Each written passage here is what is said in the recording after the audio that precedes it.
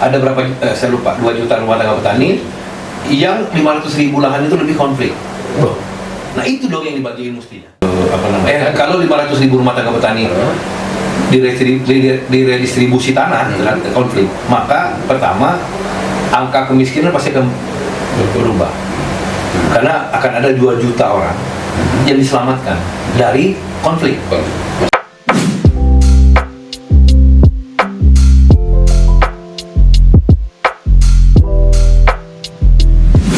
Saat ini petani kita masih sulit mendapatkan akses terhadap tanah, ataupun sulit mendapatkan bibit, bahkan pupuk pun sulit itu didapatkan. Fenomena ini sangat luar biasa, masih menjadi hal yang dipertanyakan oleh seluruh masyarakat di Indonesia. Hal ini harusnya menjadi perhatian semua pihak, karena Indonesia saat ini sebagian besar masyarakatnya adalah petani.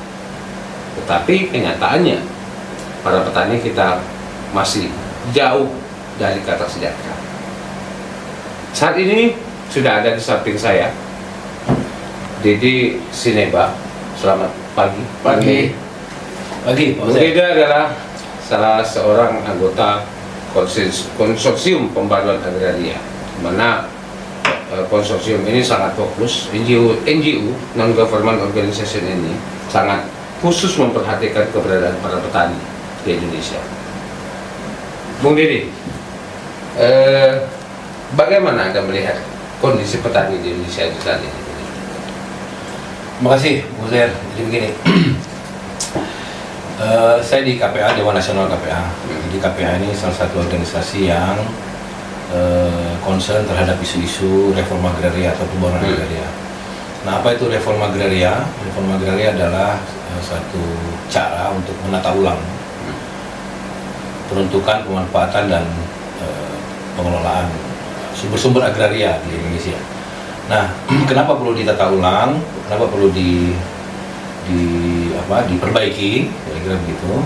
Karena struktur yang dikuasai hari ini itu sangat timpang. Di mana letak ketimpangannya? Misalnya akses terhadap tanah.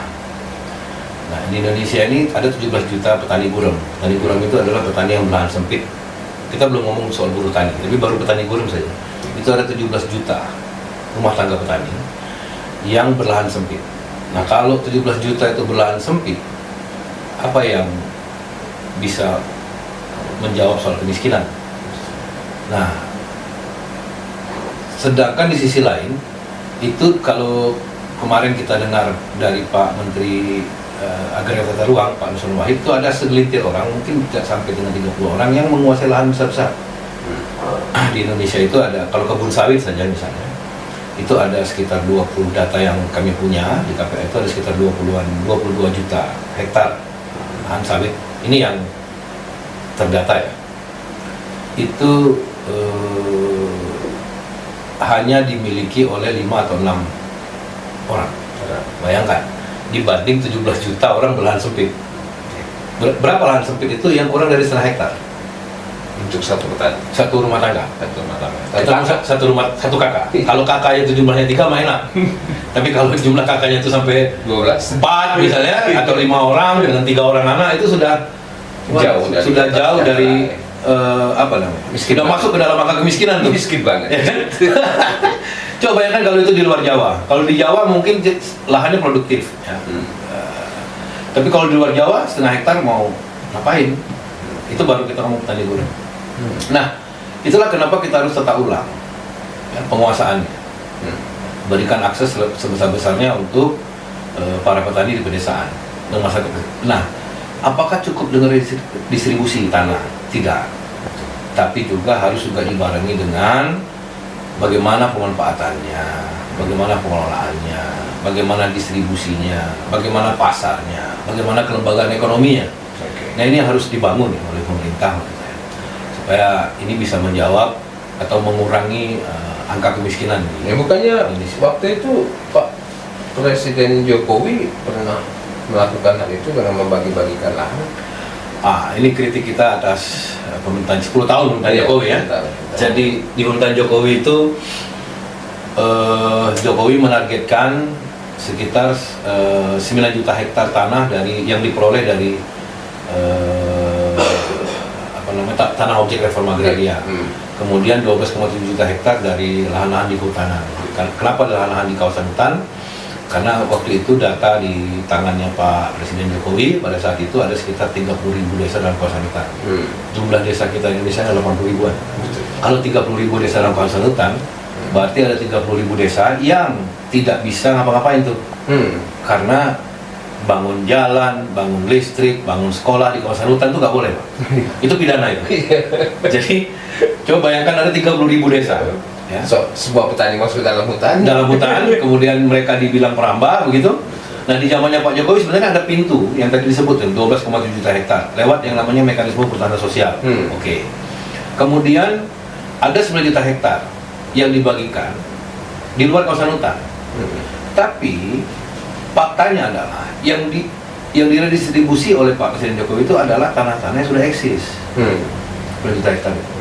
Nggak sampai juga targetnya. Saya kira kalau nggak salah sekitar 5 atau 6 juta hektar yang terdistribusi di zamannya Pak Jokowi. Lewat mana? Lewat mekanisme PTSL, pendaftaran tanah sistematis lengkap. Dan itu sudah pekerjaan rutinnya BPN sebenarnya. Jadi bukan menjawab masalah. Nambah masalahnya. Jadi sertifikat ya kan buktinya tuh begitu. Sertifikat yang bagikan adalah hal-hal existing. Nah, sebenarnya yang justru harus dibagikan itu melalui Tora itu adalah tanah-tanah yang berkonflik, Pak. Iya, seharusnya. Yang bermasalah. Supaya nggak ada masalah. Betul. Kalau tanah yang sudah nggak ada masalah, ngapain? Ngapain dibagikan lagi? Iya kan? Disertifikatkan itu ngapain? Gitu. Itu satu. Ya.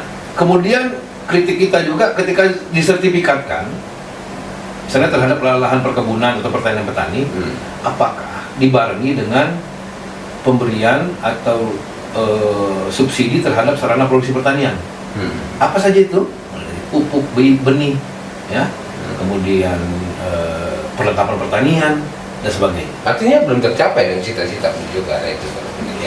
Kalau sekedar dibagikan, tapi apakah itu kemudian selaras atau seiring dengan pengurangan angka kemiskinan? Nah, saya kira kita harus perlu hitungan. Kita kan dulu selalu bicara tentang reforma agraria, bagaimana membebaskan lahannya supaya kembali kepada masyarakat.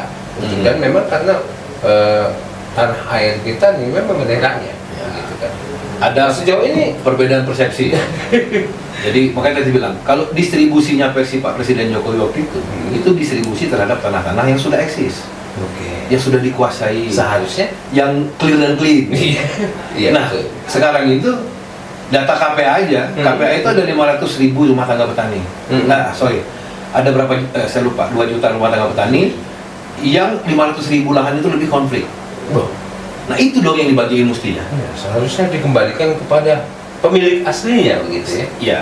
Nah, kalau 500.000 hektar, ya kan, dikembalikan kepada kalau 500.000 rumah tangga petani diredistribusi tanah terhadap konflik, maka pertama angka kemiskinan pasti akan berubah karena akan ada 2 juta orang yang diselamatkan dari konflik. Yang selama ini mereka konflik terus nih. Kita belum kembali ke tanah, konflik dulu kan? Konflik dulu nih, ya kan, konflik tanah nih kan, akses terhadap tanahnya. Nah, kalau 2 juta itu kemudian mengurangi angka kemiskinan kan itu bagus tuh. Yang itu nggak terjadi.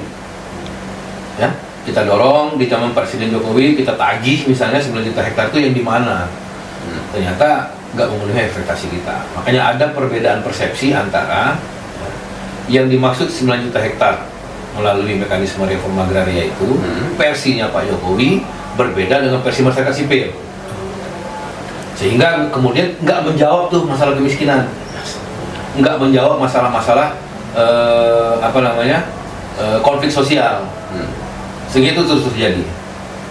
Ya. Belum lagi soal pengendalian konfliknya. Nah, yang hari ini mungkin kita lihat beberapa hari terakhir polisi menjadi sasaran. Ya memang kalau di bawah itu, Pak, data yang kami miliki itu ada sekitar 2.000 orang yang dari Pak Jokowi saja nih, 2.000 orang yang dikriminalisasi. Ada 2.442 ya orang dengan komposisinya begini. 900 orang mengalami kekerasan fisik, 84 orang Bukan tertembak. ini yang kemarin, kejadian kemarin. Bukan, yang 10 tahun Pak 10 Jokowi. tahun. Kita jadi dari 2014 sampai 2024 kita punya datanya 10 tahun ya. Itu ada 72 orang juga tewas di konflik agraria saja. Berarti musuh petani ya? Nah, artinya ada cara-cara polisi yang cara-cara pengendalian gitu masalah yang masih menggunakan kekerasan. Jadi wajar kalau menurut saya orang sudah muak dengan perilaku penanganan oleh polisian. Ya seharusnya kan polisi bisa menangani konflik dengan lemah lembut karena sudah dikembalikan banyak kepada masyarakat. Kalau ini kemarin redistribusinya benar, kan kurang ke konflik. Yes. Angka kekerasan pasti menurun, Nah, ini kan nggak terjadi. Artinya masih rezimnya Pak Jokowi itu masih mempertahankan orang-orang yang atau kekuatan modal ya untuk menguasai lahan. Nggak terjadi tuh. Makanya kritik kita dengan pemerintahan Jokowi itu banyak sekali sebenarnya Pak, dari mulai penyelesaian konfliknya, dari mulai redistribusi lahan. Nah, contoh lainnya misalnya begini, di Kementerian Kehutanan dan Lingkungan Hidup waktu itu masih KLHK. Nah, Bu Menteri waktu itu membagikan tanah melalui mekanisme TORA di kawasan hutan. Itu angkanya fantastis. Tapi apakah itu menjawab masalah-masalah agraria? Enggak. Karena yang dibagikan itu adalah tanah-tanah yang di kawasan pemukiman. Satu masalah terjawab sebenarnya itu. Cuman tapi apakah menyeluruh? Enggak juga. Kita bisa periksa itu. Karena itu rata-rata yang dibagikan di kawasan pemukiman itu desa-desa yang nggak ada konfliknya dengan kawasan hutan yang lain. Ya relatif aman. Relatif aman sebenarnya itu yang dibagikan cuma pasos sama pasos. Bagaimana dengan lahan pertanian? Kan nggak dibagiin. Dia itu hanya tempat tinggal.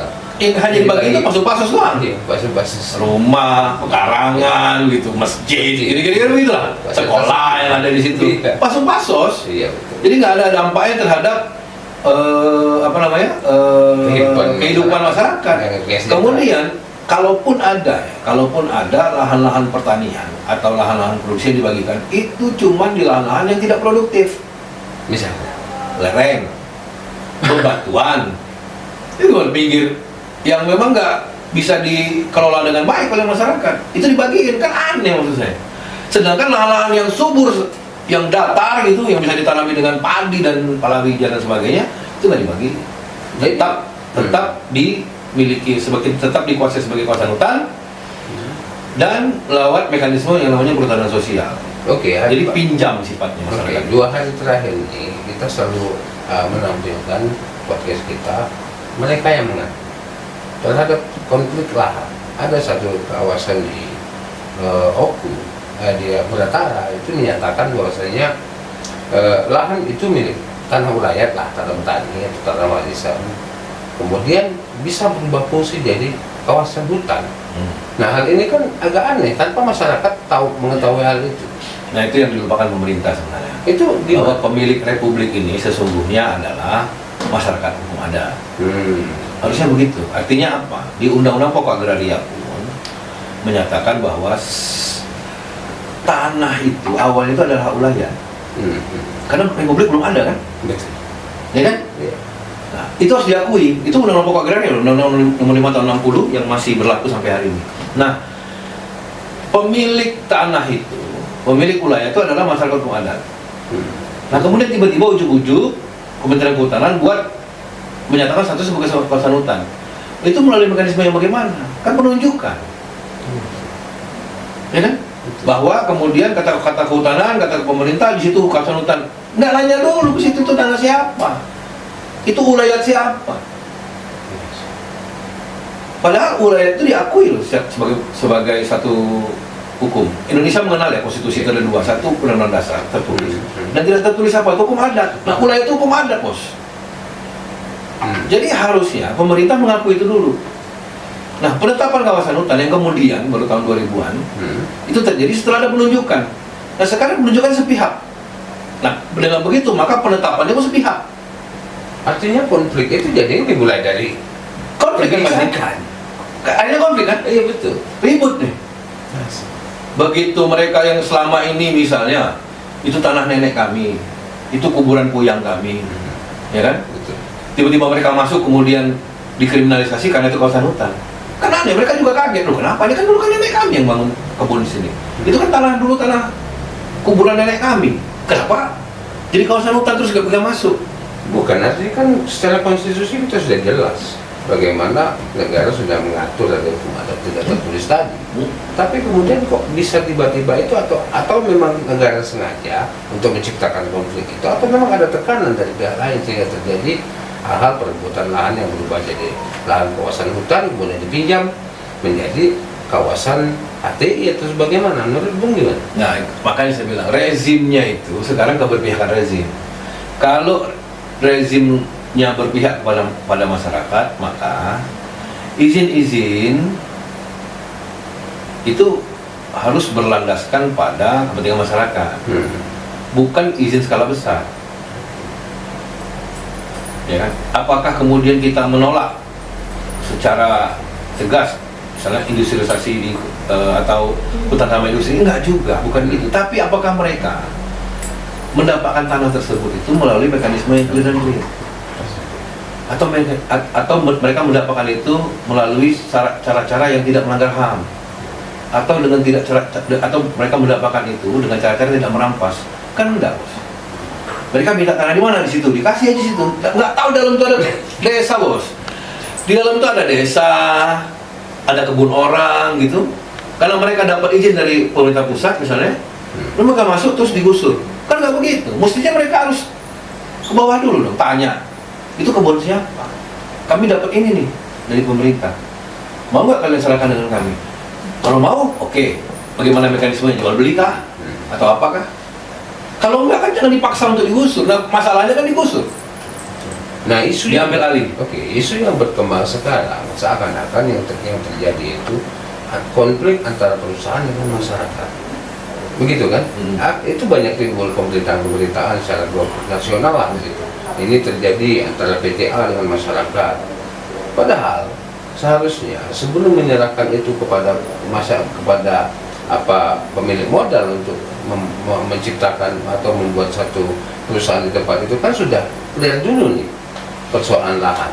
Nah, aku seandainya aku pemilik modal, ya tidak akan dong mau berinvestasi di tempat itu kalau dinyatakan daerah itu masih konflik dengan pemilik. Artinya kan yang dirugikan masyarakat dan pemilik modal. Gimana? Jadi begini, misalnya Pak Uzair mau berusaha di industri HTI misalnya, kan pasti ke pemerintah dulu. Betul. Di mana letak tanah yang bisa atau kawasan hutan yang bisa kelola atau buat tanamin lah, usaha lah. Okay. Nah, pemerintah tuh kan ngasih peta. Betul. Oh, di sini deh. Ya kan? Betul. Nah, cuma pemerintah kan mestinya nggak tahu tuh di situ tuh apa. Pak Uzair pun nggak tahu di situ tuh ada orang atau enggak. Ya kan? Betul. Makanya setiap izin, nah inilah curangnya, menurut saya curang ini ya. Curangnya pemerintah itu dalam setiap izin lokasi maupun izin izin itu mereka tuangkan itu. Jika ada masyarakat atau kebun masyarakat itu maka harus selesaikan. Jadi beban itu ada di Pak Uzair. Betul. Seharusnya. Beban itu jadi Pak Uzair nih. Nah kan Pak Uzair tadi nggak mungkin lah, karena kan begini. Pak Uzair punya hitungan bisnis. Harus punya tanah 10.000 hektar. Kalau kurang dari 10.000 maka modal nggak balik nih. Pasti. Kan gitu kan?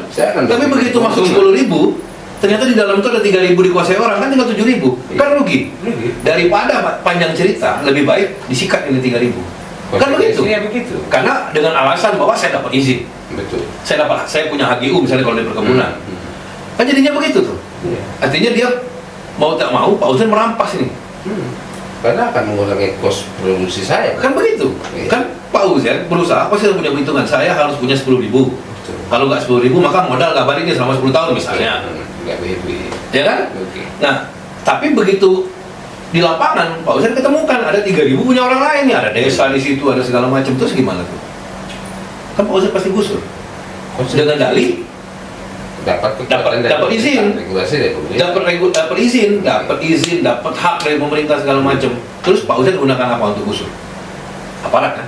Pasti. Konflik kan? Ribut kan? Makanya saya bilang tadi, kita tidak pernah menghalangi industri atau usaha. Ya. Tapi apakah usaha itu diperoleh dengan cara-cara yang beradab, tidak melanggar HAM, tidak merampas. Nah ini kan nggak begitu yang terjadi. Semuanya merampas, semuanya melanggar HAM. Terus gimana dong gitu kalau nggak dilawan? Jadi saya bilang ada 3.000 desa, ada 30.000 desa, hari ini 20.000 desa dalam kawasan hutan, oke. Ya kan? Data KPA itu ada 500.000 rumah tangga petani yang berkonflik, ya kan? Terus ada 17 juta petani gurem di Indonesia. Itu semua masalah. Nah, ini yang saya bilang tadi, ada ketimpangan penguasaan. Makanya bagaimana menjawab masalah ketimpangan itu, penguasaan ya, penguasaan tanah itu, redistribusi, kembalikan ke masyarakat. Nggak ada jawaban lain. Kembalikan itu ke masyarakat, reforma agraria. Kembalikan ke masyarakat, tapi jangan sampai masyarakat kemudian tidak bisa berusaha. Bagaimana mengembalikannya? Hitung. Sebenarnya kalau 2 hektar, dia hidup apa enggak sih? 3 hektar hidup apa enggak? Kalau di Jawa 1 hektar dia cukup mungkin. Tapi kalau di Sumatera, di Sulawesi nggak hidup 1 hektar, Bos. Kenapa? Nggak cukup secara ekonomi. Iya. Nggak cukup secara ekonomi, karena budaya kita kan budaya kebun, bukan budaya Jawa yang bertani. Yang bertani ya, palawida segala macam. Nah, skala itu juga harus dipikirkan. Terus kemana redistribusinya? Kepada petani-petani atau masyarakat pedesaan yang memang membutuhkan tanah, ya kan? Bukan orang-orang yang tidak butuh tanah. Ngapain? Karena pasti dijual itu barang. Nah, supaya tidak dijual, maka pemerintah harus menyediakan akses reform. Tadi aset reformnya dalam hal ini tanah sudah dikasih, tapi akses reformnya juga dikasih. Apa itu? Distribusi, jalur distribusi, pasar, modal, harus semua pemerintah lakukan. Ya kan? Krisis COVID dan krisis ekonomi di Indonesia itu bisa dikendalikan oleh pangan. Oke, KPA sendiri ada nggak program untuk memberikan cara atau tutorial untuk membuat petani itu menjadi sejahtera? Kita dari tadi bicara tentang kebijakan ya kan. Kalau petani sendiri gimana pendampingan oleh KPA? Kalau KPA kan tadi penyelesaian konflik ya. Oke. Kemudian penataan produksi. Kemudian penguatan kapasitas masyarakat. Itu yang kami lakukan. Paling tidak ada 3. Pertama soal penyelesaian konfliknya, yang kedua soal penguatan produksinya, yang ketiga soal kapasitas. Soal kapasitas masyarakat ya, capacity building oleh masyarakat. Nah ini kan tutorial pelatihan, pendampingan, pengorganisasian ya. Kemudian juga peningkatan kapasitas terkait dengan kemampuan membangun kelembagaan ekonomi misalnya, terus kemampuan untuk pengelolaan pertanian yang baik ya, yang selaras alam misalnya, yang selaras lingkungan ya, yang merusak lingkungan itu juga melalui satu mekanisme pelatihan dan pendampingan. Nah kalau terkait masalah konflik tadi saya bilang kita lakukan advokasi melalui yang namanya lokasi-lokasi prioritas yang harus ditangani pemerintah. Pendataan itu penting ya, karena saya bisa jamin data-data di KPA itu nggak bisa dibantah, karena semua data diambil secara akurat di lapangan melalui teknologi dan bersama masyarakat langsung. Jadi nggak bisa dibantah tuh. Terus penata produksi. Penata produksi itu apa? Salah satunya misalnya kita kembangkan model pengelolaan pertanian secara terpadu di lapangan ya, di desa-desa, di kawasan-kawasan yang selama ini berkonflik juga atau tidak berkonflik. Bagaimana kita menggunakan mengurangi input produksi dari luar, misalnya mengurangi penggunaan pupuk yang harus beli, pupuk berbayar, insektisida berbayar. Nah itu kita latih itu beberapa orang ya, beberapa komunitas untuk bagaimana cara buat pupuk organik dari alam sekitar, jadi tidak beli.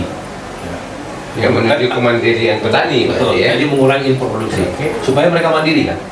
Supaya karena pengetahuan pertanian itu ada di bawah. Nah itu masalah. Bukan di kampus-kampus itu bukan. Itu masalah. Bukan di laboratorium itu bukan. Ya kan? Tapi pengetahuan itu ada di bawah. Di petani.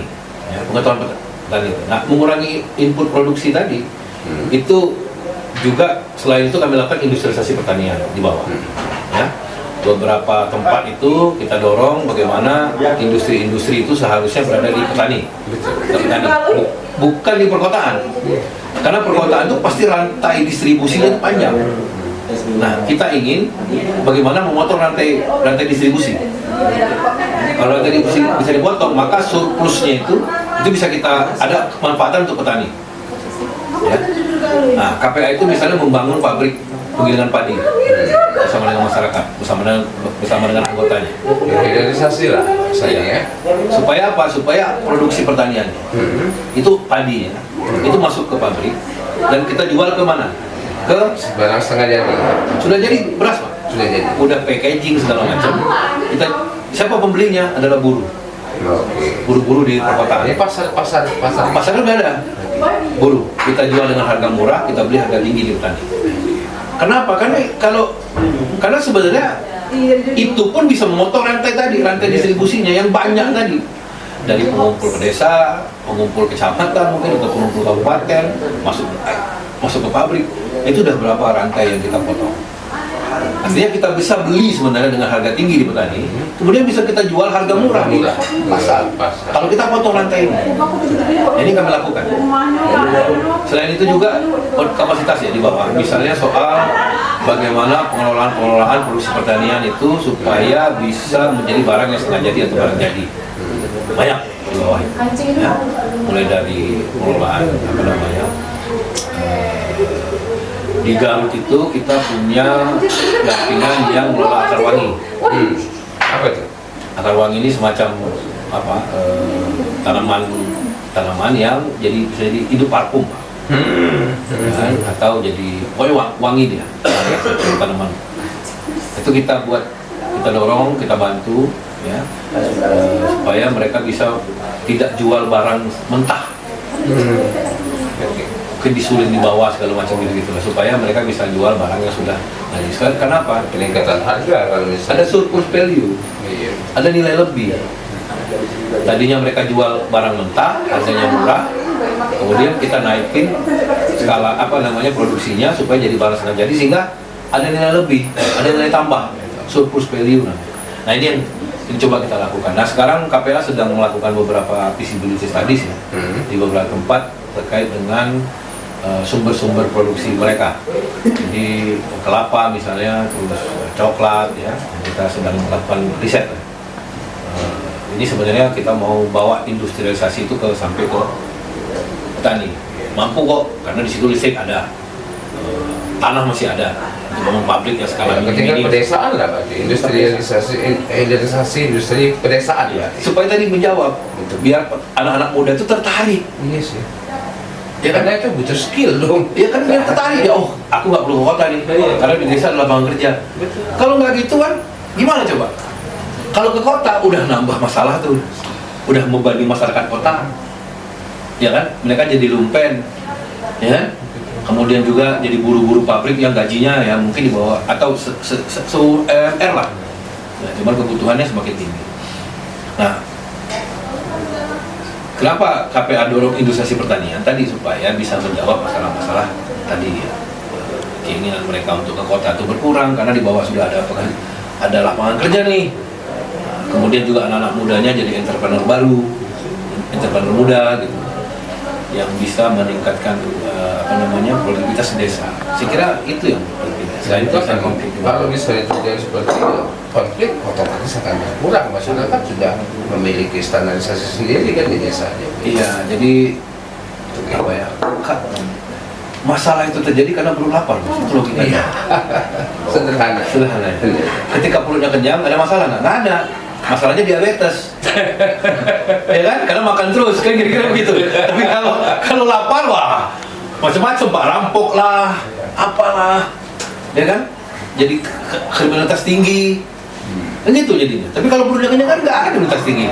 Ini otak kan berpikir gitu loh. Jadi sebenarnya bagaimana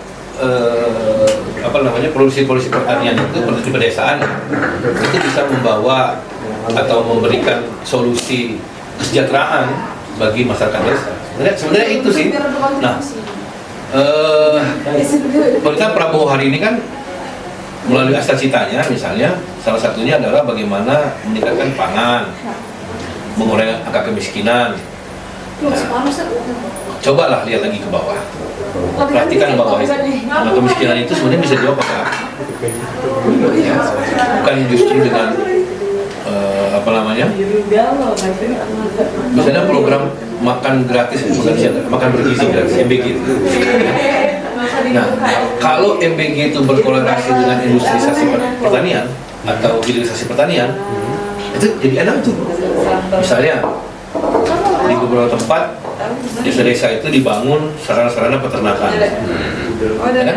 Sehingga dia bisa menyuplai pangan ke pusat-pusat atau satuan-satuan gizi yang ada untuk bagi sekolah-sekolah itu. Kan harus terkoneksi. Seharusnya demikian. Harus terkoneksi. Iya. Supaya jadi enak tuh kan. Petani juga terbantu. Apalagi di kota, di Palembang. Palembang ini ada Kabupaten Banyuasin, ada Kabupaten OI. Sebenarnya Kabupaten OI dan Banyuasin ini petaninya banyak. Nah sekarang suplai produksi dari untuk MBG itu kan mesti dari situ. Karena dekat kan? Kan dekat. Iya. Telur, daging, ikan, sayuran. Itu kan bisa didistribusi ke sini. Dan itu jelas-jelas. Nah, kalau itu terkoneksi, ya kan?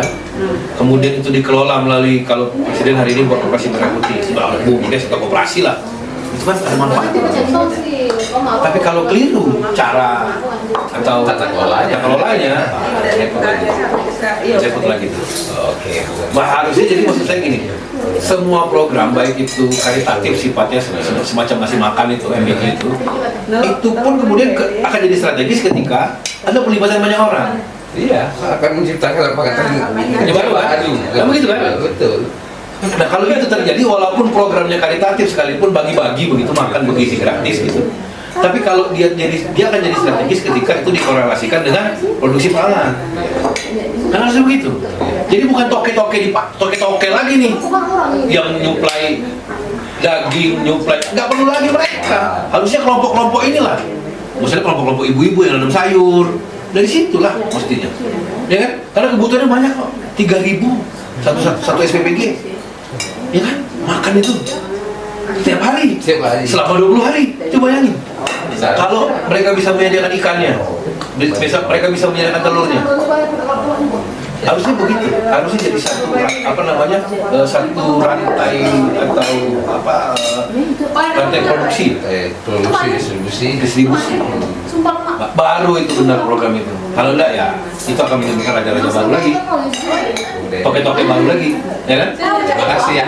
Sip. Sudah datang dan kita harap apa yang kita lakukan saat ini dan juga KPA juga dan juga semoga ini bisa memberikan sebuah perspektif baru lah kepada kita, kepada mahasiswa mungkin yang akan menjadi generasi kita ke depan, bagaimana menciptakan Indonesia yang lebih baik, petani kita bisa lebih sejahtera dan tentunya Indonesia akan lebih makmur dan berjaya serta jadi Indonesia Mars 2040. Ya, semoga terwujud. Makasih ya, Bung Dede. Siap.